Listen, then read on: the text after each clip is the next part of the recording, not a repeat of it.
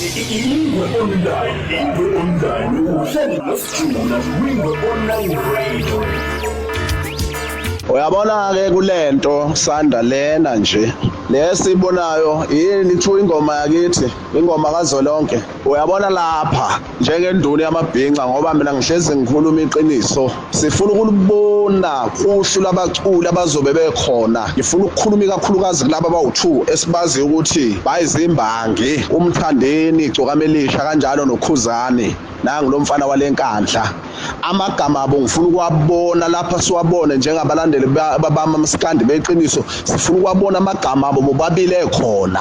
nabo bonke abanye abaculi baka Maskand kodwa ngikhuluma nje kulaba ngoba siyazi ukuthi kukhandwa lezi zinto enje lemicimbi bese uzothi uyabona kuthiwa into kaMaskand into yakithi kodwa uzobona uKhuzani uzobe ngena kanjani uKhuzani yedwa lapha ekubeni simazi ukuthi uKhuzani vele unembangi yakhe Igcokama elisha phakathi kwabo bobabili uKhuzani kanjalo neGcokama elisha sifuna ukubabona lapha bekhona bese ukuthi nabo bonke abanye abamculi bamaskandi bebekhona noma ke mangabe lento ukuthi ikhandelwe uKhuzani yedwa